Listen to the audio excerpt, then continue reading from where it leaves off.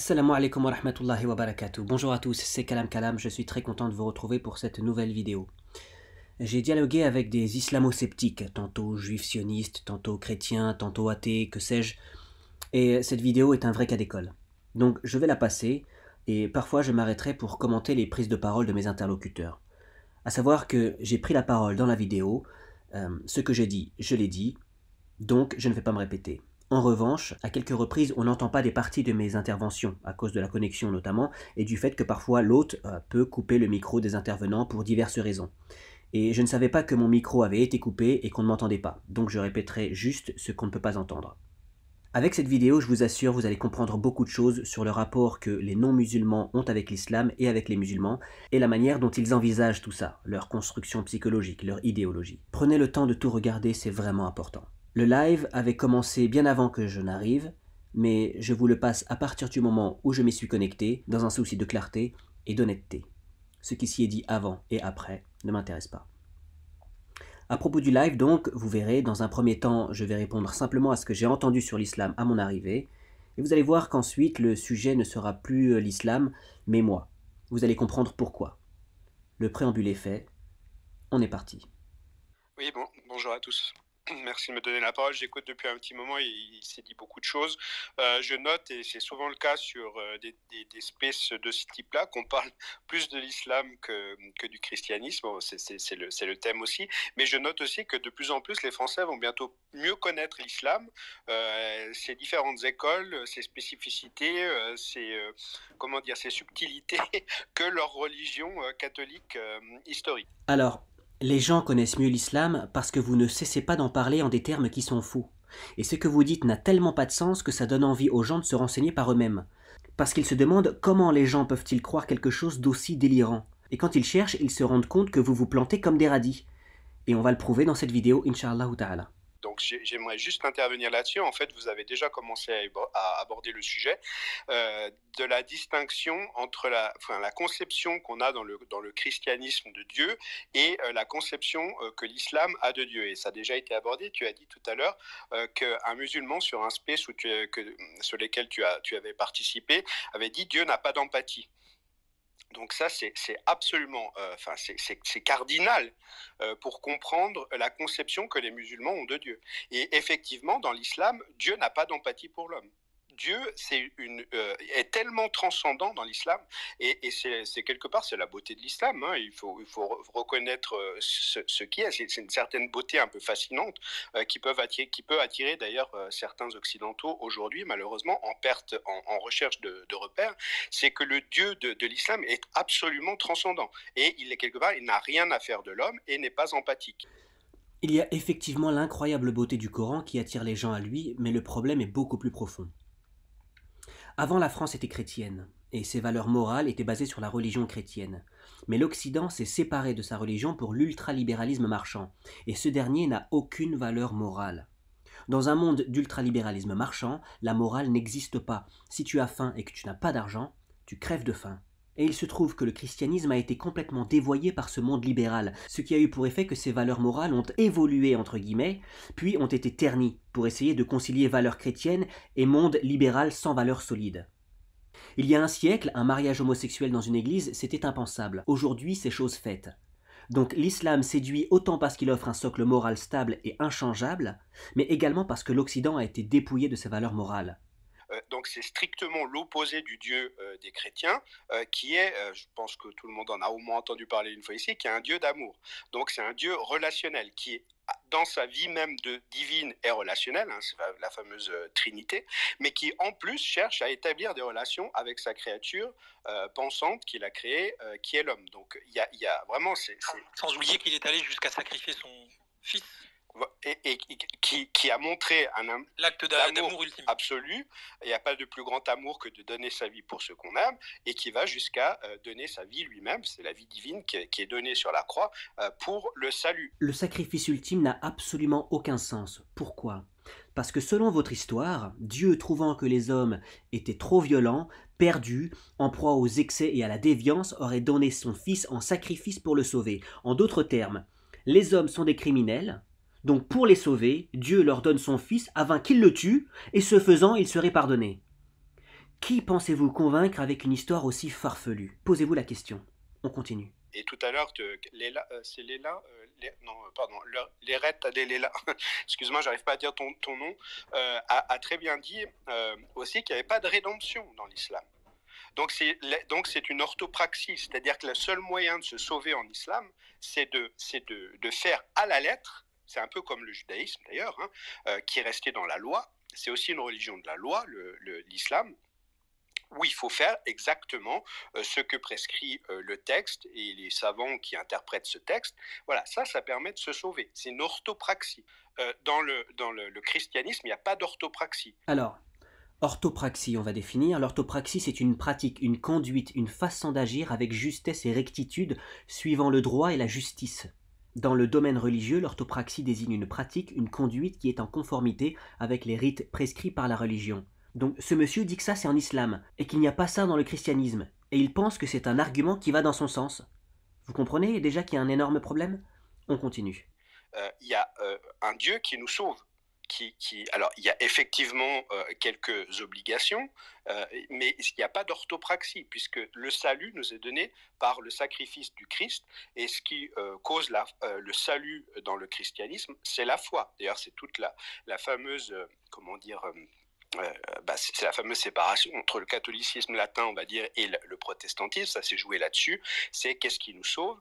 Et effectivement, pour Luther, c'était la foi seule. Bon, alors voilà, et le Concile de Trente a répondu de manière plus complexe, mais même pour le catholique, ce qui sauve, c'est la foi en Jésus-Christ, mort pour nous sur la croix, ressuscité d'entre les morts. Voilà ce qui nous sauve. C'est pas nos petits actes moraux. Ça vient dans un second temps, c'est-à-dire que l'orthopraxie du chrétien, elle vient seulement dans un second temps. C'est-à-dire, si tu as la foi, montre, c'est ce que dit l'épître de Saint Jacques, voilà, montre-moi ta foi qui n'agit pas. C'est-à-dire qu'effectivement, s'il n'y a pas d'œuvre, on peut soupçonner qu'il n'y a pas de foi. Mais ça vient dans un second temps. Donc fondamentalement, le christianisme n'est pas une orthopraxie. C'est une foi en une personne qui nous aime. Donc c'est vraiment très différent. Puis dernier point, enfin absolument très différent aussi, donc encore une fois, le Dieu de l'islam n'a pas d'empathie, il est absolument transcendant, il est tellement transcendant qu'il peut faire des choses irrationnelles. Le Dieu des chrétiens, c'est-à-dire qu'il peut faire ce qu'il veut. Le Dieu des chrétiens n'est pas irrationnel. Donner son fils en sacrifice, c'est-à-dire offrir à des criminels un homme pour qu'ils le tuent, dans le but de leur pardonner leurs crimes, il n'y a rien de plus irrationnel. On ne donne pas à un violeur une femme pour qu'il la viole afin qu'on lui pardonne ses viols passés et futurs.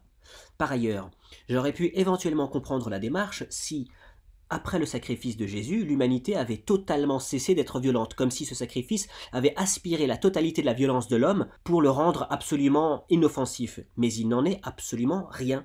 Ça n'a rien changé. Ça n'a donc absolument aucun sens. Vous dépouillez le christianisme de toute logique et de toute morale. Voilà le problème. Et il est raison lui-même. Il est logos par la révélation du Christ, qui se révèle comme logos. Donc, c'est justement par cette révélation qu'on peut faire le lien avec la raison grecque. Le Dieu est raison. Il est raison lui-même. Il est logos par la révélation du Christ, qui se révèle comme logos. Donc, c'est justement par cette révélation qu'on peut faire le lien avec la raison grecque. Le Dieu est raison. Donc, Dieu est amour, Dieu est raison et Dieu est relation. Donc absolument, absolument différent d'un Dieu sans empathie, absolument isolé en lui-même, absolument transcendant, et qui peut éventuellement prendre des décisions irrationnelles. D'ailleurs, ce qui nourrit aussi une certaine superstition. Attention, je ne dis pas qu'il n'y a pas de superstition, qu'il ne peut pas y avoir de superstition au christianisme. Et même des gens complètement athées peuvent être superstitieux. Donc la superstition, elle est aussi très anthropologique. C'est quelque chose qui habite l'âme de l'homme. Mais voilà, donc fondamentalement, les différences qu'il y a entre le christianisme, enfin la conception du Dieu chrétien et la conception du Dieu de Dieu dans l'islam, en fait, c'est pas le même Dieu. Moi, je l'ai lu pour la première fois. N'oublie pas, Rebaz, pardonne-moi, mais vraiment l'encouragement de la pensée critique, parce que le libre arbitre implique que tu dialectises tout seul le bien, le mal, et que tu te positionnes en fonction. Ensuite, tu seras responsable d'aller ou non au paradis ou en enfer, mais ça change tout aussi, le fait que le sujet soit considéré, accepté, admis comme un sujet pensant. Et libre, oui, bien sûr. Bien sûr, ouais. Bien sûr, il n'y a pas d'acte en christianisme, il n'y a pas d'acte de foi non libre. On peut pas forcer quelqu'un à croire. D'où effectivement toutes les dérives, les excès qui ont pu y avoir aussi avoir lieu dans l'histoire de l'Église. Mais ces excès sont condamnés par l'Évangile lui-même. Donc et reconnus comme excès. Donc voilà, je pense que c'est important de le dire. Et voilà, la première fois, moi, que j'ai lu de manière aussi claire que Dieu, parce qu'on dit souvent, oui, mais on a le même Dieu, on est les fils d'Abraham, etc. Non, la première fois, moi, que j'ai lu donc chez un très grand penseur qui s'appelle Jacques Ellul, qui est le penseur, un des très grands penseurs français de la technique, mais il a écrit beaucoup aussi sur la religion, il s'est converti au protestantisme. Que le Dieu des musulmans, le Dieu de l'islam était très différent de la conception du Dieu chrétien. Voilà, c'est chez cet auteur-là que je l'ai lu, je vous recommande, Jacques Ellul. C'est des petits fascicules sur l'islam, il a écrit sur l'islam, c'est très très clair et c'est très tranchant aussi. Donc voilà, et ça explique aussi les difficultés évidemment qu'on a à intégrer une religion aussi profondément au niveau des principes, aussi opposés à ce qui a fait l'Occident, on va dire, ces 1500 dernières années. Merci. Merci. Avant de donner la parole à Kalam Kalam. Je vais partir. Je te remercie pour ton space et puis ta délicatesse envers les femmes. Et juste pour reprendre sur le monsieur, après je m'en vais. Il y a des chrétiens martyrs qui sont maintenant sanctifiés, comme ce prêtre qui avait donné sa vie pour sauver des juifs dans des camps en disant « tuez-moi » ou comme le collègue Bertrand qui a dit « tuez-moi et laissez les autres ». Et ensuite, tu as les martyrs d'Allah qui tuent pour aller au paradis. C'est aussi une conception totalement différente. Exactement. Merci infiniment pour ton space, c'est un bonheur d'y être. Et puis je vous dis à très bientôt. Bonne soirée à tous.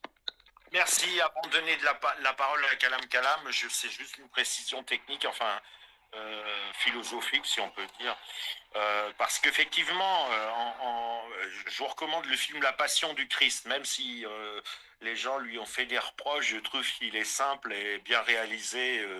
Il donne une bonne idée de cette idée de Dieu qui s'incarne dans Jésus-Christ pour souffrir et être, voilà, il sauve les hommes en étant tué par les hommes.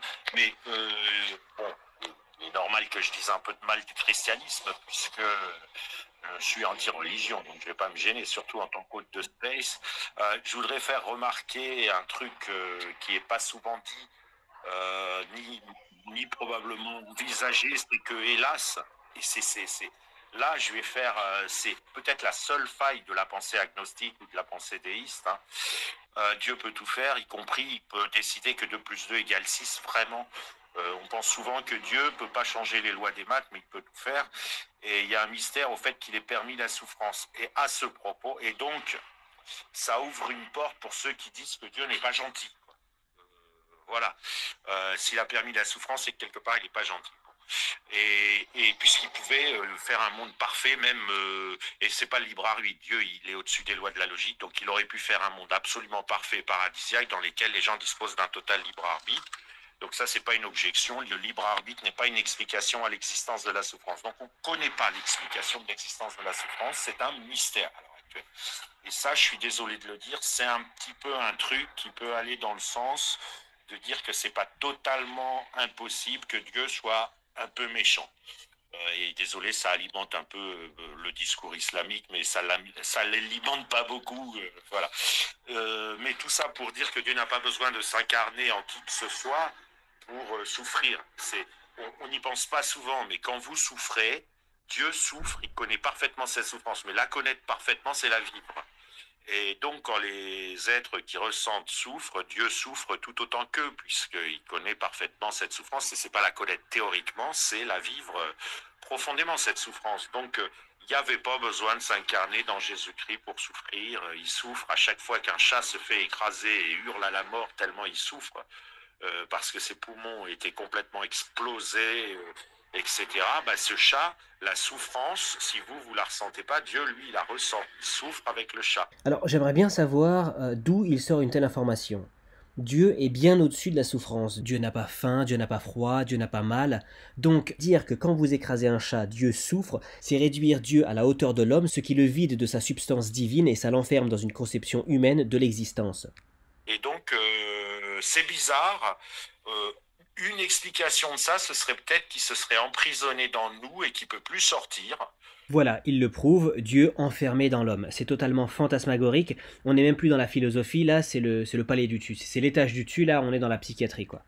C'est une explication un peu farfelue, mais parce que théoriquement, voilà, il n'aurait pas dû permettre la souffrance. Il n'y a aucun intérêt à permettre la souffrance.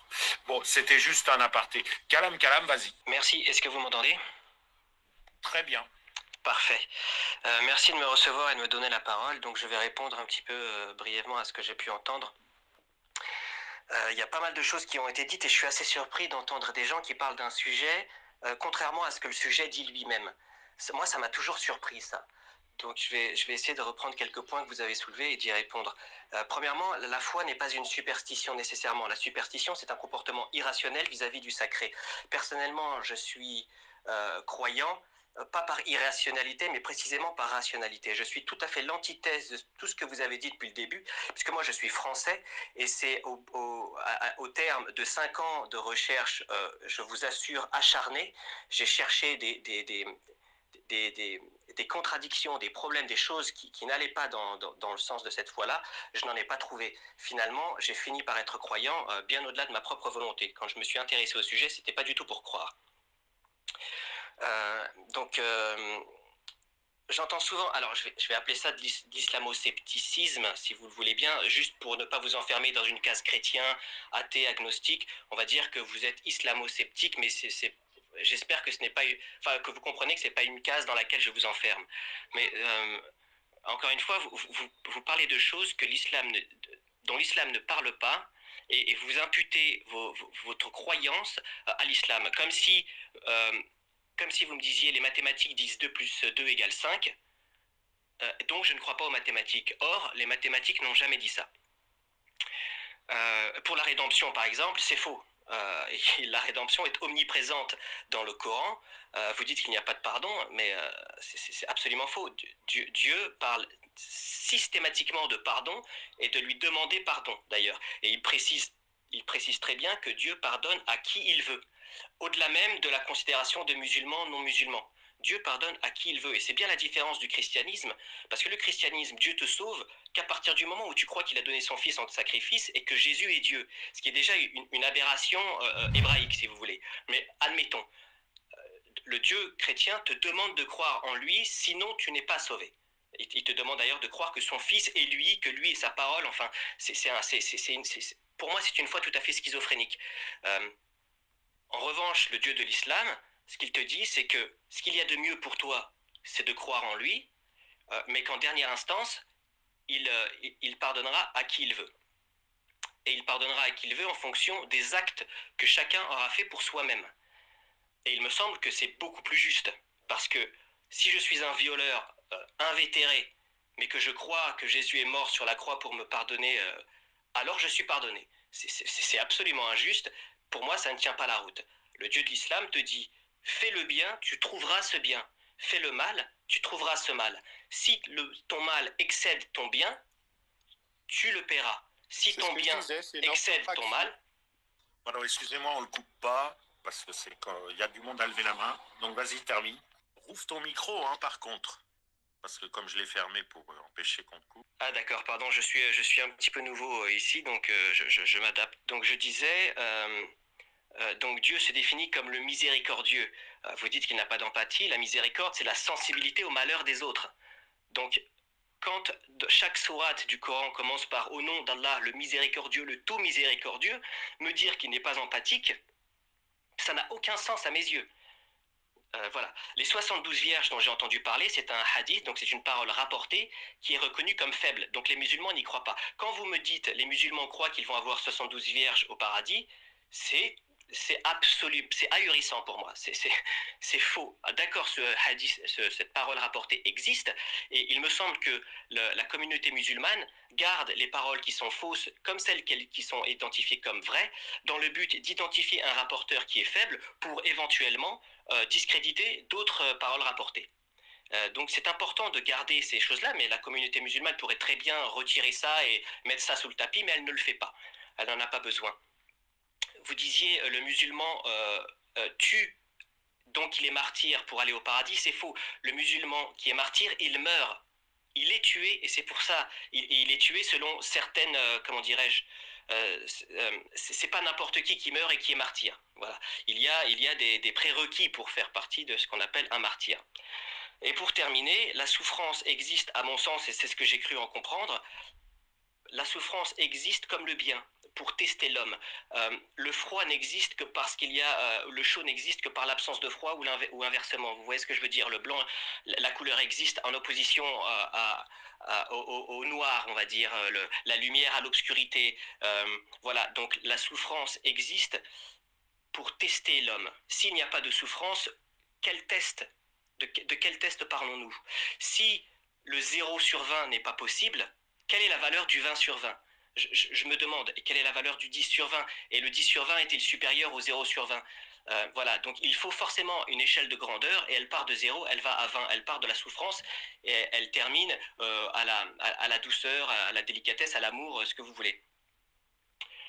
L'idée, c'est que Dieu permet la souffrance pour tester chacun, mais chacun va avoir une tendance à faire souffrir selon sa propre volonté. Et c'est pour ça que Dieu nous demande de croire en lui, parce que croire en lui, ça va faire diminuer de fait la capacité que chacun va avoir à vouloir, enfin l'envie que chacun va avoir à faire souffrir autrui. Et ensuite, parler de délivrance. La délivrance... T'as un problème de connexion là, on entend un mot sur 3 depuis quelques Le mot de délivrance, c'est moi... Donc là, comme il l'a dit, effectivement, malheureusement, problème de connexion. Donc je disais pour lui répondre sur ce qu'il regrettait que Dieu n'avait pas créé un monde paradisiaque, que justement, la récompense de ce test dont je parlais, c'était ce monde paradisiaque, hein, appelé le paradis. Mais pour l'atteindre, il faut réussir ce test. Et ça me semble tout à fait logique. Et c'est pour ça que ce test repose sur nos acquis. Nos acquis, ce sont nos actions. Nos actions, ce sont nos bonnes actions. Et nos mauvaises actions, évidemment, ce sont nos mauvaises actions. Alors vous allez me dire, oui, mais les terroristes, tout ça, alors on pourra rentrer dans le débat. Et je pourrais vous expliquer par A plus B, en tout cas, je pourrais tenter de partager ma vision des choses par A plus B que, encore une fois, quand un terroriste a un comportement qui est contraire à ce que dit le texte, il se désolidarise du texte, surtout si le texte est clair et qu'il lui interdit un quelconque comportement malheureux. À partir du moment où une personne va faire, je sais pas, va se faire exploser, alors qu'en islam, il est interdit de se suicider. Et en islam, il est également interdit de tuer de manière totalement arbitraire. Tu ne peux t'en prendre qu'à celui qui s'en est pris à toi de manière égale, et tu ne peux faire la guerre que d'armée contre armée. Voilà, pour moi, ces gens-là sortent totalement de ce que je comprends de l'islam, et c'est irrévocable comme point de vue, comme vision. Parce que, encore une fois, si quelqu'un me dit... Je suis mathématicien parce que pour moi, parce que les mathématiques disent 2 plus 2 égale 5, il sort du cadre de la mathématique, à mon sens, parce qu'il est évident que 2 plus 2 égale 4. Voilà, je vous remercie de m'avoir écouté. Merci. Alors, avant de donner la parole, je réponds rapidement pour évacuer les risques d'enlisement du space. Alors déjà, on t'a un petit peu mal, tu t'étais un petit peu mal connecté au départ. Ensuite, tu viens de présenter ta vision de l'islam. Moi, je t'invite à ouvrir une chaîne YouTube où tu la présentes. Et là, vous voyez, ça commence. Ce n'est pas ma vision de l'islam, c'est la base de l'islam pour tout individu qui lit simplement mais honnêtement les textes. Si je dis 2 plus 2 égale 4, ce n'est pas ma vision des mathématiques, c'est ce que disent les mathématiques. C'est pas pareil. C'est pour ça qu'il faut absolument revenir au texte et prendre le texte pour ce qu'il dit. Moi, je t'invite à ouvrir une chaîne YouTube où tu la présentes ou une chaîne TikTok et qu'on regarde les commentaires de tes co-religionnaires. Tu vas te faire traiter de châle de nuit. Non, pas du tout. C'est déjà fait d'ailleurs. Pardon, je te coupe parce que effectivement. Bah, tu peux nous la mettre dans la bulle, le lien. Elle s'appelle Kalam Kalam. Ah, Kalam Kalam, et c'est YouTube ou TikTok? C'est YouTube, oui. Merci beaucoup. Bah, on ira voir. Voilà. Avec plaisir. Et surtout, pour repréciser des choses, pour éviter qu'on s'enlise entre oui, non, oui, non, oui, non, il y a quand même, si tu veux, tu présentes une vision Bac plus 10 de l'islam qui pourrait être considérée comme un aboutissement de beaucoup de formations. Vous vous rendez compte? Ce que je viens de dire là, c'est la base. Il n'y a rien de plus simple à comprendre. Et lui, il dit que c'est une vision bac plus 10. 2 plus 2 égale 4, pour lui, c'est bac plus 10. Mais le problème, c'est qu'en fait, leur compréhension de l'islam, c'est du niveau brevet des collèges pour un élève qui ne l'a pas obtenu. Là, en principe, il y aurait redoublement. Et je dis pas ça de manière méchante, c'est la réalité. Mais les textes traduits en français, les textes de l'islam ne donnent pas cette impression. Par exemple, tout non-musulman va brûler en enfer. La rédemption existe pour les musulmans, pas pour les autres. Et pour le reste, oui, tu as raison, mais après, tu dis que les gens ici ont dit... Il y avait juste une erreur sur la rédemption, parce que la personne a parlé un peu vite, elle a dit qu'il n'y a pas de rédemption en islam. Oui, bien sûr qu'il y en a une, mais pour les musulmans, les autres, ils grillent en enfer. Hein, voilà. Si je peux te répondre, c'est pas vrai, encore une fois. En islam... Tout le monde peut aller en enfer, même les musulmans. Et d'ailleurs, les premiers qui vont aller en enfer, ce sont précisément les musulmans. Les non-musulmans peuvent aller au paradis. Est-ce qu'un non-musulman peut aller au paradis? Oui, un non-musulman. Encore une fois, Dieu pardonne à qui il veut en dehors de toute considération de ta religion. Si ton bien excède considérablement ton mal, ou si ton bien, de toute façon, c'est pas moi qui vais juger, si ton bien excède ton mal, peut-être que tu passeras par la case enfer, mais autant que les musulmans. La différence, c'est que le musulman... Non, mais t'as répondu, c'est clair. Et laisse-moi juste rapporter ce point, Vite, parce qu'il y a plein de gens qui lèvent la main. Donc, je disais, un non-musulman passera très probablement par la case enfer, mais il pourra aller au paradis par la volonté d'Allah. Mais ça ne le lui garantit pas, parce qu'il n'a pas cru en Allah. Alors qu'un musulman sincère peut aller en enfer, mais le paradis lui est garanti... Parce qu'il est musulman et qu'il a cru en son Seigneur. Voilà, c'est une petite nuance. Oui, bon, bah écoute, merci. En tout cas, tu as été enregistré, donc parfait, c'est clair, net, précis. Merci à toi. Bon, j'espère que je vais récupérer les extraits. Hein. Ne t'inquiète surtout pas pour ça, moi je les ai récupérés.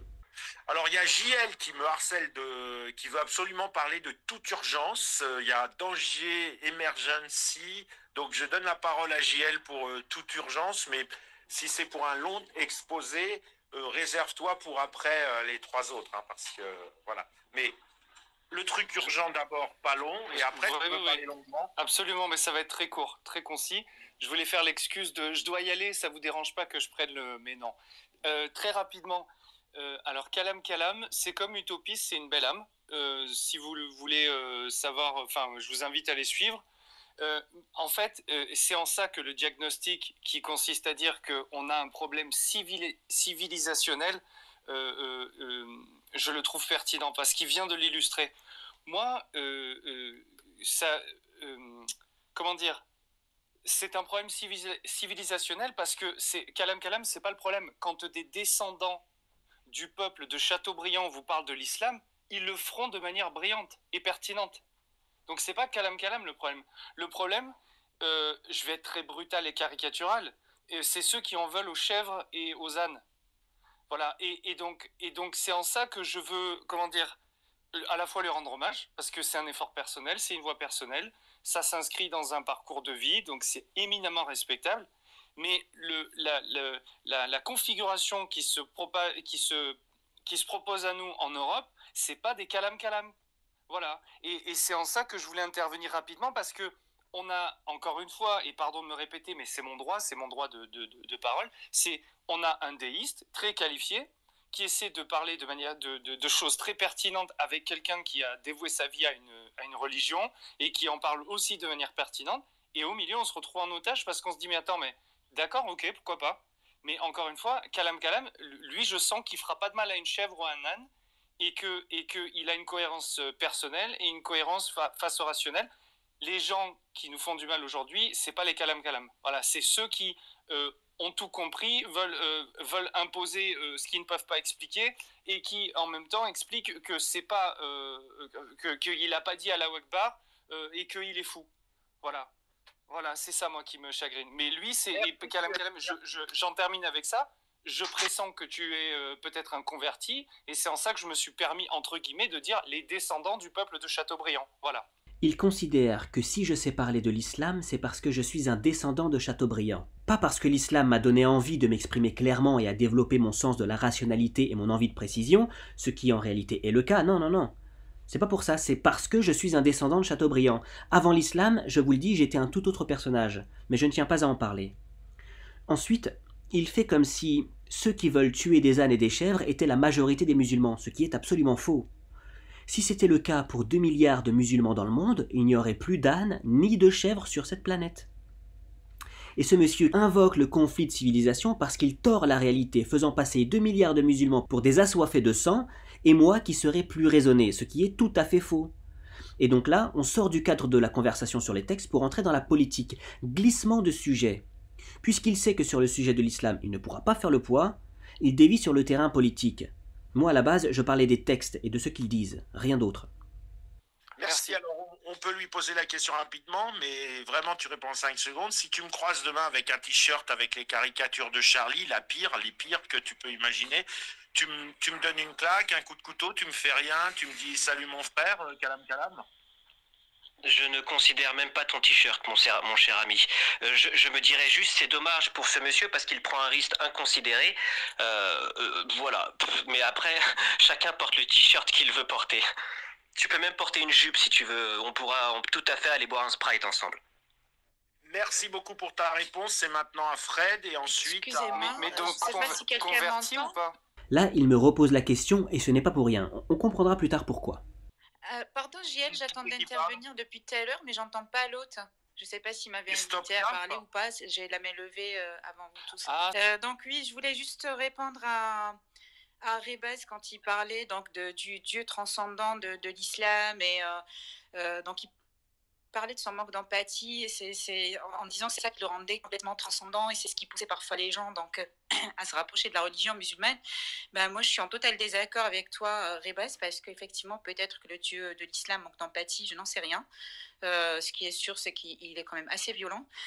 Par contre, de dire qu'il est transcendant, ben moi j'en doute parce qu'il suffit juste de lire les écrits et de voir la façon dont il s'adresse donc à son prophète, aux gens. Ben, rien que par rapport aux propos voilà, qu'on peut lire, ben, pour moi ça enlève toute transcendance.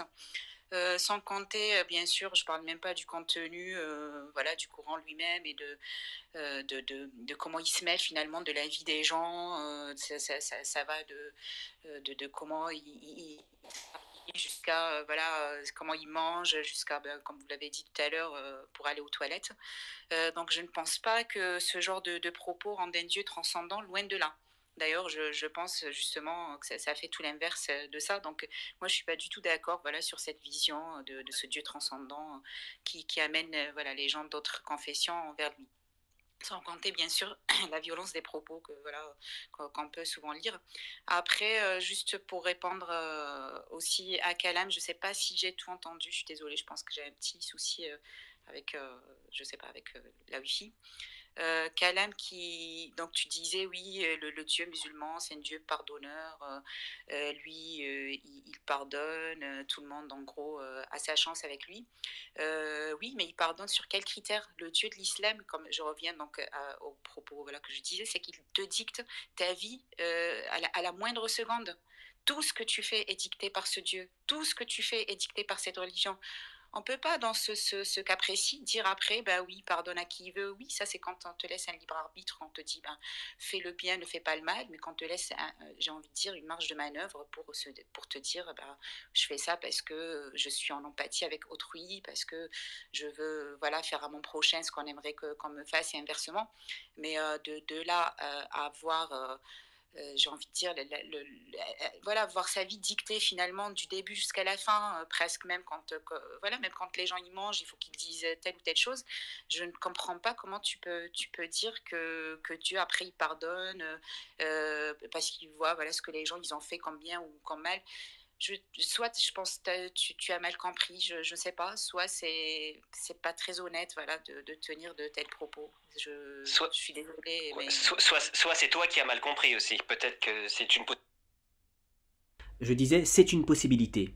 Et donc là, vous voyez, c'est le niveau zéro de la pensée intellectuelle. Ces objections n'ont rien à voir avec ces arguments. Donc je précise, Dieu nous donne des directives sur nos vies parce qu'elles nous bénéficieront le jour du jugement. On dit Bismillah avant de manger, au nom d'Allah, parce qu'on considère que c'est lui qui nous nourrit et on l'en remercie. Et quand on a fini de manger, on dit Alhamdulillah, louange à Allah, parce que c'est lui qui nous a nourris. Toutes ces choses-là vaudront comme des expiations de péché le jour de notre jugement. Donc si on nous demande de les faire, c'est précisément pour en bénéficier. Quand tu prends la route dans ta voiture, on te demande de porter une ceinture de sécurité. Pas pour te priver de ta liberté, mais parce qu'en cas d'accident, elle peut te sauver la vie. C'est exactement la même chose ici. Donc un Dieu qui ne serait pas pardonneur, qui ne voudrait pas te sauver, mais qui te demande de porter une ceinture de sécurité avant de passer la première, c'est totalement illogique. Il le fait précisément pour nous aider à être sauvés. Oui, attends, on coupe pas les gens parce que moi, je veux que chacun soit enregistré, qu'on entende. Tu lui répondras. Tu as levé la main, j'ai noté que tu avais levé la main, t'es le 4e. Stop CAF, tu voulais finir? Je suis désolée, Sanafel, je ne t'entends pas. Donc je pense que je vais quitter le space, je vais revenir. Je te redemanderai du coup la parole. Comme ça, si Kalam il veut répondre, je lui répondrai parce que c'est très compliqué pour moi comme je ne t'entends pas. Voilà, je suis désolée. Ouais. Je reviens. C'est pas grave. Vas-y, Fred. Oui, comment s'appelait le... Ah oui, Aristide Briand, c'est ça, putain, je recherchais le nom d'Aristide Briand. Kalam me fait penser à cette boutade disant que Poincaré savait tout mais ne comprenait rien et Briand ne savait rien mais comprenait tout. En fait, c'est vraiment le problème de Kalam, c'est-à-dire qu'il sait plein de choses mais il n'a rien compris. Et je le lui dis d'autant plus respectueusement que je serais ravi qu'il me donne tort, bien sûr. Hein. C'était une petite provoque amicale dans le cadre d'un space où on débat, on apprend à débattre, à dialectiser. Parce qu'en fait, qu'est-ce qu'il n'a pas compris pour moi ?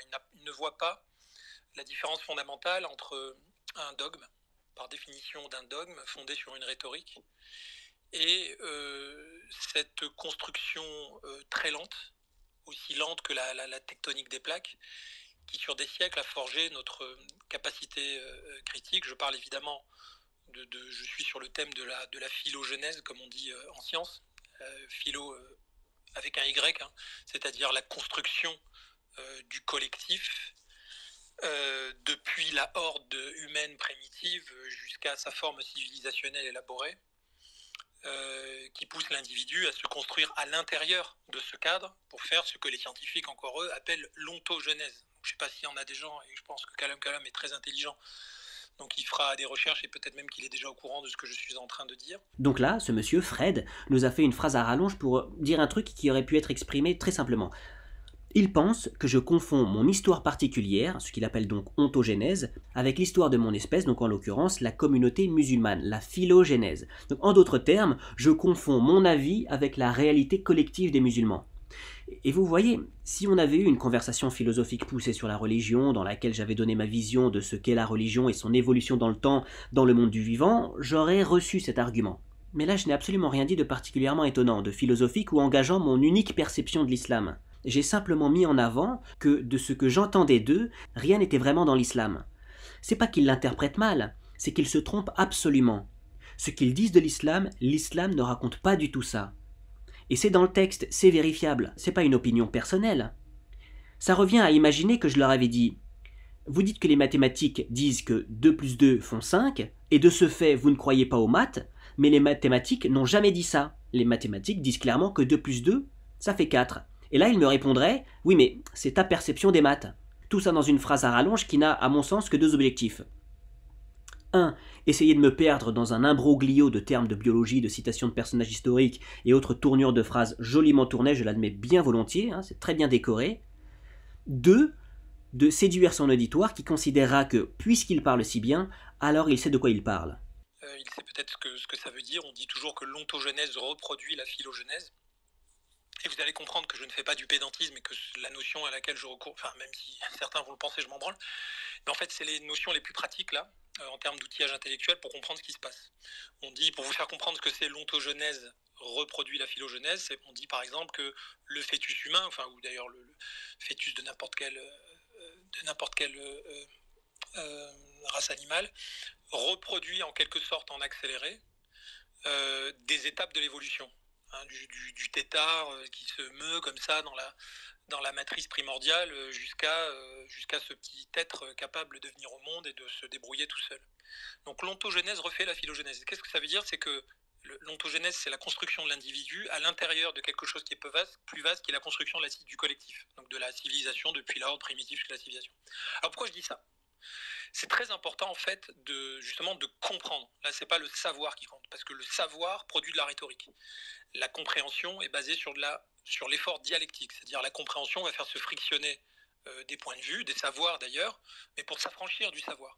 Dans l'islam, il est très difficile de s'affranchir du savoir. C'est pour ça que c'était très intéressant, premièrement, sa mise en abîme rhétorique, c'était de nous dire vous ne savez rien. Et je vais vous dire, moi, ce qu'il faut savoir, parce qu'en fait, vous avez fondé votre raisonnement sur des choses que vous ne saviez pas. Donc là, méthode habituelle. Modifier ce que j'ai dit, me faire dire autre chose que ce que j'ai dit pour ensuite s'en défendre. Et ça, c'est caractéristique. Pourquoi ?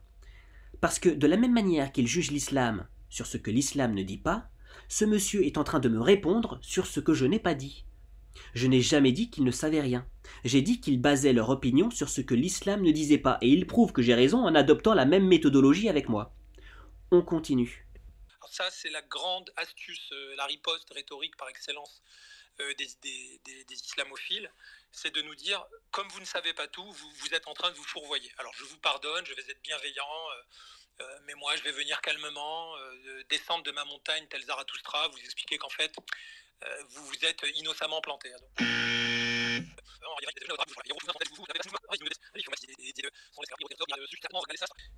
En fait, c'est vraiment le problème de Kalam Kalam, c'est-à-dire qu'il sait plein de choses, mais il n'a rien compris. Alors ça, c'est la grande astuce des islamophiles, c'est de nous dire, vous êtes innocemment planté. Donc, en fait, c'est vraiment le problème de Kalam Kalam, c'est-à-dire qu'il sait plein de choses, mais il n'a rien compris. Donc je lui remercie d'ailleurs, parce qu'il le fait avec une certaine élégance, avec du style, il s'exprime très bien, et je dis pas ça pour le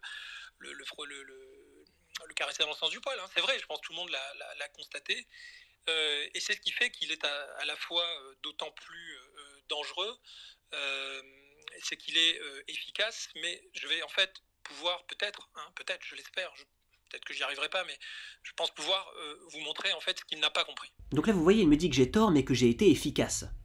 Et comme je parle bien, je suis dangereux. Dangereux pourquoi ? Voyons ça. Ce qu'il n'a pas compris, c'est que son ontogenèse, c'est-à-dire sa construction comme individu,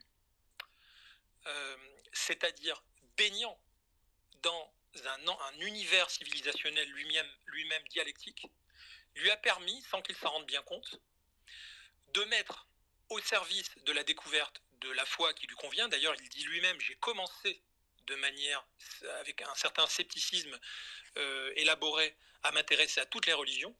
Donc, par ce processus fondé sur l'esprit critique, il a choisi sa religion. Il l'a prise en quelque sorte, alors c'est pas insultant ce que je vais dire, mais c'est pour faire une image, c'est qu'il l'a prise en quelque sorte sur étagère, celle qui lui convient le mieux. Il l'a fait en tant que sujet pensant. Il n'est donc pas victime de cette religion, c'est pour ça qu'il en est le meilleur promoteur, le meilleur commercial, parce que ayant intériorisé le processus critique, qui est celui avec lequel beaucoup d'entre nous parviennent fort heureusement encore à grandir sous l'influence de la civilisation dans laquelle nous baignons, il a réussi donc à utiliser un processus dialectique pour ensuite reconstruire une rhétorique. Vous voyez, la rhétorique, c'est quand vous utilisez des arguments descendants pour négocier la distance qui existe entre vous-même et les gens qui vous écoutent, que ce soit une personne ou une grande audience, une vaste audience. Vous allez vous allez utiliser les leviers de ethos, logos, pathos pour donc fabriquer un discours descendant. Dans la dialectique, vous acceptez que l'inverse se produise. C'est pour ça que la dialectique, c'est de la rhétorique des deux côtés, mais ce sont des rhétoriques qui entrent en friction. D'accord ? Alors pourquoi je vous dis ça ? Parce qu'il y a une expression qui ressemble justement à un oxymore, qui est la rhétorique dialectique. On peut dire aussi d'ailleurs la dialectique rhétorique. Vous trouverez ça dans un bouquin sur la rhétorique, hein, qui est un des bouquins les plus connus par un excellent spécialiste qui s'appelle Michel Meyer. Hein, pour tout vous dire, je ne l'invente pas, hein, je ne suis pas en train de m'improviser sachant. Moi, je ne suis qu'un modeste lecteur et passeur d'informations, et donc il explique que la rhétorique et la dialectique ne s'excluent pas mutuellement. C'est-à-dire que la meilleure des dialectiques a besoin d'un peu de rhétorique, vous me suivez ? Et la rhétorique la plus élaborée peut se construire sur une base dialectique. C'est-à-dire que, qu'est-ce que ça veut dire ? Ça veut dire qu'avant d'être une rhétorique, elle est anticipation des objections. Elle est anticipation de toutes les sources de réfutation. Donc en fait, Kalam Kalam est quelqu'un qui n'a pas subi cette religion, il l'a choisie. par un processus dialectique personnel, son ontogenèse, sa manière de se manifester dans l'être, sa manière d'exister au sens philosophique de notre civilisation. Existere en latin, ça veut dire se tenir à l'extérieur, donc se voir. Il a un point de vue lucide sur lui-même. Il est un sujet pensant qui part une forme pas une forme, pardon, qui par pur libre arbitre a choisi cette religion. Donc il est un paradoxe ambulant extrêmement pratique pour ceux qui n'ont quant à eux que la rhétorique et qui vont l'utiliser lui comme exemple en disant ce mec est génial. Mais lui-même, sachant beaucoup de choses grâce à ce processus dialectique initial qui est la constitution d'une pensée complexe, il est capable de penser complexe, et bien est en fait en quelque sorte l'idiot utile des islamistes, parce qu'il va leur servir de véritables titres de gloire, de contre-exemples que l'on peut naturellement arriver à l'islamisme. Le problème, c'est qu'il est en effet dans cette contradiction intrinsèque qu'il n'a lui-même pas comprise, à savoir qu'il est en fait, au contraire, une publicité ambulante pour ce que nous estimons être la laïcité dans sa version philosophique fine, à savoir le sous-jacent, qui est « je me choisis ». Je me choisis, je m'autodétermine, et m'étant autodéterminé, j'ai alors par exemple choisi le culte qui me convient. Donc en fait, il n'est pas, si vous voulez, il est un cas singulier qui ne peut pas être révélateur du cas général. Justement, il n'est pas lui moteur ni catalyseur de ce que les scientifiques appellent la philogenèse, donc c'est-à-dire une construction collective.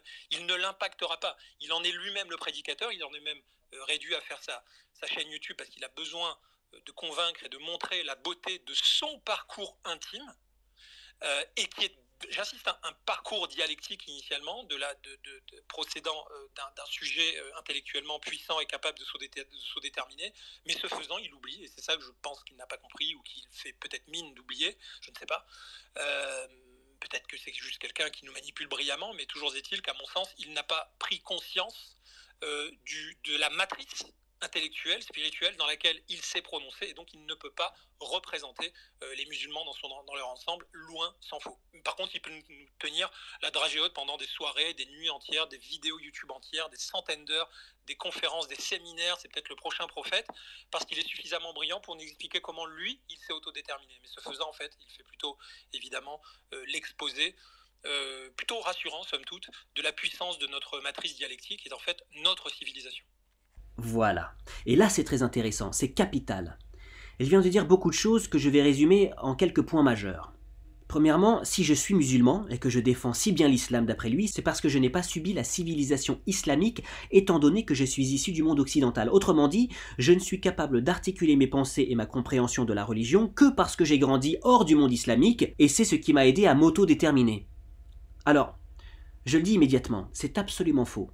Mon esprit critique et ma soif de connaissance ne se sont manifestés et développés réellement qu'à partir du moment où j'ai commencé à m'intéresser à l'islam. Avant ça, l'art et la philosophie m'ont été bénéfiques, mais les arts de toutes les civilisations et la philosophie chinoise est celle qui m'a intéressé. Ce monsieur se trompe lourdement. Encore une fois, il parle de ce qu'il ne connaît pas. Mais donc, dans ce cas, si c'est vrai ce qu'il dit, que je me suis autodéterminé grâce à l'Occident, alors lui a été incapable de s'autodéterminer visiblement, puisque issu de la civilisation occidentale, il a tout absorbé de cette civilisation, ce qui semble indiquer qu'il a été totalement incapable de remettre en question ce qu'on a pu lui apprendre, faisant de lui la copie d'une copie, d'une copie, d'une copie. En vérité, son argument joue en sa défaveur. Ensuite, j'aurais choisi le culte qui me convenait par le biais d'une pensée complexe. Intéressant. Cette affirmation n'est pas sans poids. Comprenons bien ce qu'il dit. J'aurais produit une pensée complexe, qui est un concept philosophique, une stratégie de pensée réflexive, c'est-à-dire propre à la réflexion. J'ai réfléchi, et ce faisant, j'ai fini par choisir la religion qui me convenait le plus. Admettons. Mais maintenant dites-moi, qui agit autrement que comme ça ? Ce monsieur a-t-il produit une pensée complexe pour choisir l'idéologie qui lui semblait la moins appropriée ? Je ne pense pas. Mais parlons de mon cas, puisqu'il voulait en parler. Ce qu'il dit est absolument faux, et tous les musulmans sincères le savent. Je n'ai pas choisi l'islam, Fred. L'islam s'est imposé à moi comme étant la vérité au-dessus de toutes les vérités. Et n'étant pas hypocrite, j'ai été obligé d'accepter la vérité telle qu'elle s'est présentée à moi. Si Bouddha m'était apparu comme la vérité, je serais bouddhiste aujourd'hui. Mais je suis musulman. Mais je m'interroge. Quelle démarche aurais-je pu avoir à la place qui aurait trouvé grâce à ses yeux ? En choisissant l'islam, aucune. Parce que ce qu'il dit en dernière instance, C'est en choisissant l'islam par pure réflexion et par usage de mon libre arbitre, je deviens un paradoxe ambulant entre la foi islamique et les outils occidentaux qui m'ont permis d'identifier l'islam comme étant la vérité. En d'autres termes, si je suis musulman né en Arabie, je ne suis qu'un musulman d'héritage qui n'a pas de libre arbitre. Et si je suis un occidental qui a accepté l'islam par réflexion et libre arbitre, donc par science, alors je suis un paradoxe ambulant. Et Allah nous dit, sourate 2, verset 120, « Ni les juifs, ni les chrétiens ne seront jamais satisfaits de toi jusqu'à ce que tu suives leur religion. » Dis, certes, c'est la direction d'Allah qui est la vraie direction. Et Allah ajoute, « Mais si tu suivais leur passion après ce que tu as reçu de science, tu n'aurais contre Allah ni protecteur, ni secoureur. » Et finalement, en tant qu'occidental converti par le biais d'une pensée complexe que je suis capable de retranscrire via ma chaîne YouTube notamment, que j'aurais ouvert par besoin de convaincre ou pour montrer la beauté de mon parcours intime, je serais le faire-valoir de l'islamisme, une pancarte publicitaire, un commercial qui de ce fait ne peut pas représenter la communauté musulmane. Donc pour représenter la communauté musulmane, je dois être un arabe idiot, en somme, qui a hérité de sa religion par incapacité de remettre en cause cette religion via une pensée complexe et un libre arbitre. J'espère que c'est pas trop complexe, mais pour dire ça très simplement, il ne m'offre aucune possibilité d'être un bon musulman intelligent et légitime à représenter la population musulmane. Soit je suis de là-bas et je n'ai pas réfléchi, j'ai absorbé la civilisation musulmane, soit je suis d'ici et je suis un paradoxe. Alors, je tiens à préciser que je parle très rarement de mon parcours sur la chaîne. J'ai parlé une fois de ce parcours intellectuel entre guillemets qui m'a amené à l'acceptation de l'islam, de manière très brève d'ailleurs, et je reste très discret sur l'homme que je suis. Et je n'ai pas ouvert ma chaîne pour convaincre, mais initialement pour répondre aux gens comme lui qui parlent de l'islam sans le connaître. En fait, messieurs, vous êtes les jokers, et vous avez vous-même créé votre Batman. En tout cas, vous m'en avez donné le costume, et l'homme qui se cache sous le costume, c'est Allah qui l'a créé, façonné et instruit, ne vous en déplaise. On continue. Merci beaucoup Fred. Avant de donner la parole à... Donc c'est Fifi, ensuite c'est Unique... Non, c'est Fifi, Unique et Kalam. Ou je sais plus si c'est Fifi, Kalam et Unique. Je me rappelle plus à quel moment Unique est remonté. C'est pas lié à Kalam. Alors, je rappelle qu'il a une chaîne YouTube, hein, donc on pourra la voir. C'est la totalité des gens qui font la pub de l'islam sont meilleurs que l'islam, que les textes islamiques. Et en tout cas, c'est très rare de rencontrer quelqu'un qui fait la pub de l'islam ou un musulman lambda être moins bon dans ce qu'il dit que l'islam lui-même. C'est-à-dire, et c'est très curieux, parce que les textes islamiques, en particulier le Coran, pris tel quel, ils sont pourris, et à chaque fois que quelqu'un en parle, il parle mieux du Coran que le Coran lui-même. Et une autre image que je fais souvent, parlons, hein, Kalam, c'est mes 5 minutes c'est mes 3 minutes de blasphème. Un autre truc absolument général qu'on constate dans les spaces, ça discute l'islam, c'est que c'est comme si nous, les critiques, les gens qui critiquons l'islam, mettions au Coran 2 sur 20 et que les gens qui viennent le défendre, toi tu serais par exemple un bon défendeur, un bon avocat, ils seraient comme des associations de parents d'élèves qui ont fait appel pour changer la note du devoir et ils réclament 3,5 sur 20. Et leurs arguments permettent effectivement, disons, à un jury ad hoc de dire ah non, effectivement, on va pas mettre 2 sur 20 au Coran, on va lui mettre 3,5 sur 20. Et tout ça fait oublier. Alors à la fin, on applaudit, on dit ouais, putain, en fait, ça avait des... Non mais Sana, n'oublie pas qu'il est, à vrai dire, véritablement un homme sandwich publicitaire pour notre culture, puisque dans notre culture, dans notre psyché, quoi, il est possible de s'autodéterminer dans une religion qui n'est pas la religion matricielle d'origine historique, puisque s'apostasiant de nos convictions collectives dominantes, nous ne l'avons pas menacé de mourir. Il peut le faire, il peut même venir parader, plastronner sur un space, nous expliquer comment il s'est autodéterminé. Donc c'est pour ça qu'il est beaucoup plus une publicité ambulante, si j'ose dire, hein, une promotion ambulante pour notre civilisation dialectisante, fondée sur le libre arbitre, puisque ayant même pris sur étagère, après, comme il l'a expliqué, l'introspection, voilà. Et donc c'est ça que je trouve génial.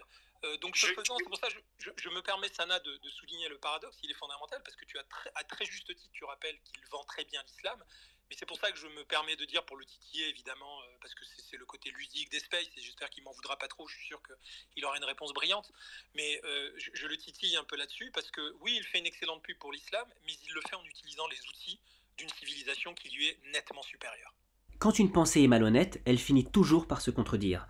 Là, en l'occurrence, je suis à la fois une bonne publicité pour l'islam et une bonne publicité pour l'Occident. Donc, si j'en crois ce monsieur, je suis le parfait maillon qui va relier ces deux chaînes. La chaîne islamique et la chaîne occidentale. Et c'est pour ça que je suis dangereux. Pour finir sur ça, un homme peut-il seulement être supérieur à une civilisation ? S'il en est un, c'est sans nul doute le prophète Mohammed alayhi salatu wassalam, reconnu comme l'homme le plus influent de l'histoire par Michael Hart en 1992 devant Sir Isaac Newton.